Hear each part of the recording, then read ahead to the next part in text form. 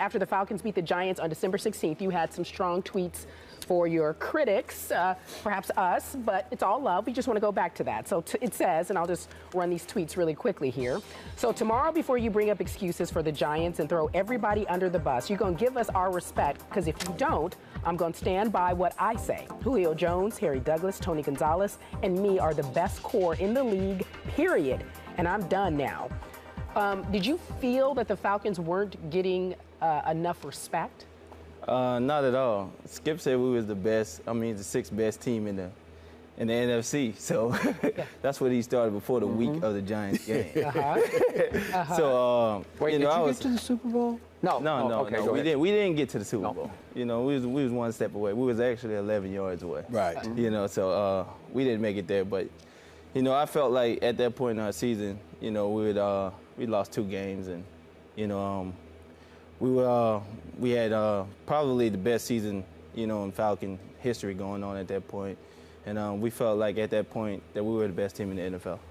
Listen, bottom line is this. I've had a ball with you all year long. I think people blew it out of proportion. Nothing but respect. I mean, only the 5th player in NFL history, 90-plus receptions, over 1,200 yards. We know you're big time. I get it. You and Julio Jones are big time. I get it. But I can't, and I kept bringing this up throughout the season.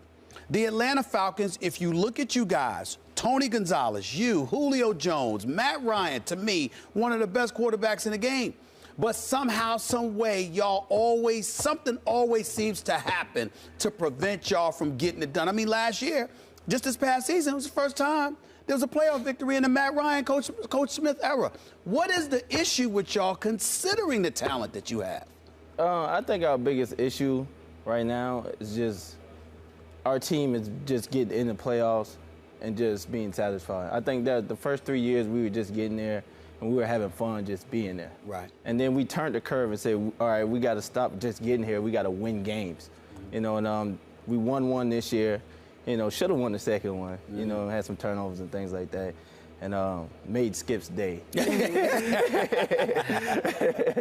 So, but we're ready to take that next step. You know, we know how good our football team is and the players that we got. So, you know, it's either Super Bowl or nothing for us right now. That's just how our attitude is. Is that the first time, in your opinion, is that the first time y'all have had this attitude, like it's Super Bowl or bust? Yeah, I think throughout this first regime with Coach Smith, right, and Matt Ryan and me and Julio and everybody else and Tony, we know it's now Super Bowl or bust. Right. Nothing else. Anything short of that is not a good season for us right now.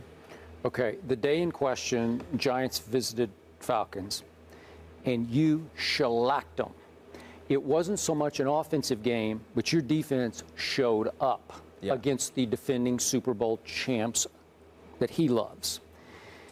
34-0 home team. And you controlled the football, it's almost like 40-20 in minutes. And you didn't have the hugest game. I think he had 2 for 16. Yeah. But the Giants just couldn't move the ball. Eli was just hapless, 13-25 for 161 yards. That was a high point of the season for the Atlanta Falcons. My issue with the Falcons, really for about 3 years now, you can really pile up those regular season wins. But I've not had any issue with Roddy White. My issue is a little larger. It's with your quarterback. I'm not sure he can make that one play that you need to make to get a really good team over the hump. So when I'm ranking my power rankings at that point in the year, I'm never quite sold on Matt Ryan. That's just me. That's just my 2 cents here. I did pick you to win your first playoff game at home against Seattle, and you roared back and pulled that one off. Or no, actually, you went out, you jumped to a lead and then held him off. It was the other way around. In this case, Matt Ryan, in the end of that game, against a really good team from San Francisco, in your building, couldn't make that one play on 4th and what was it? I forget, 4th and 7? Yeah. And give me your, defend Matt Ryan to me and convince me he can win the biggest one. I think Matt's an excellent quarterback, you know, and he makes a lot of plays for our team. And in that situation, it takes so much more than just Matt Ryan, you know, to finish plays, and especially down the stretch.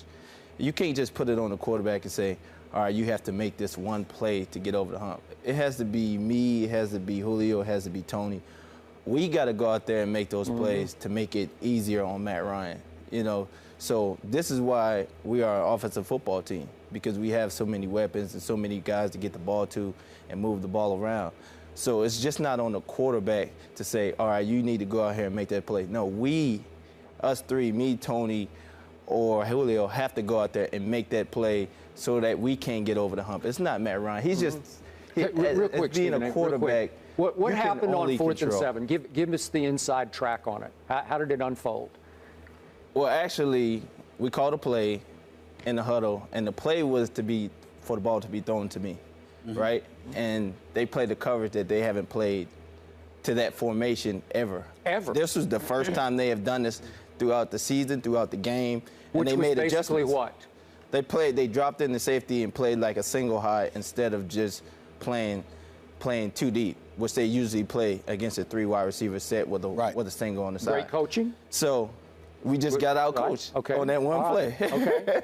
Right. You know? But I guess I get what you're saying. But for me, just like you just broke it down, on that particular play, they switched things up. But to me, this is where Skip has a point. And I believe in Matt Ryan. I think he's big time. I don't think you can argue with the success that he's had in terms of his numbers and the regular season record.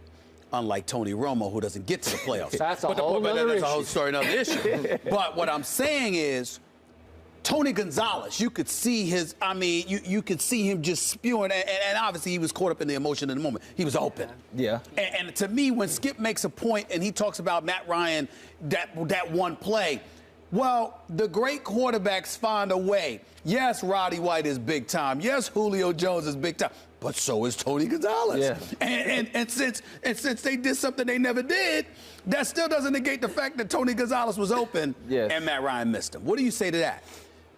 Because it's a 3-step read, so once he reads me and I'm not open, it's kind of hard to get back to that. Gotcha. You know, like people don't understand, like once you read one side of the field, it's not pop back and throw the ball, because if he had done that and just threw it blind, then Deshaun Gostin would have picked it off and ran it for 6, and then you would have said that was a terrible throw. Right.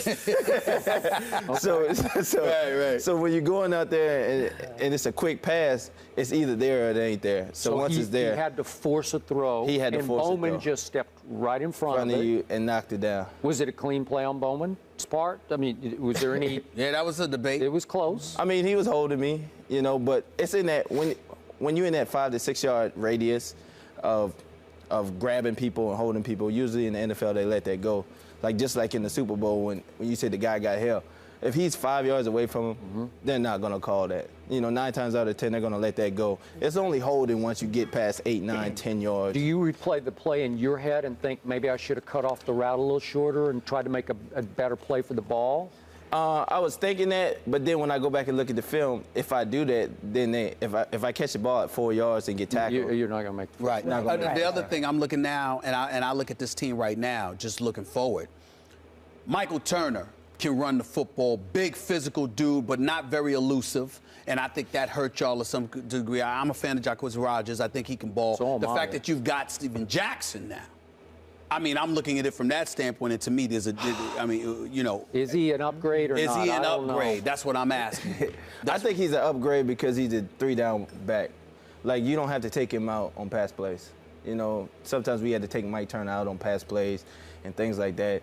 And it really mixes up the play calling from the offensive standpoint. It really hurts the defense because they don't know if it's run or pass when he's in the game, because he can catch screen passes.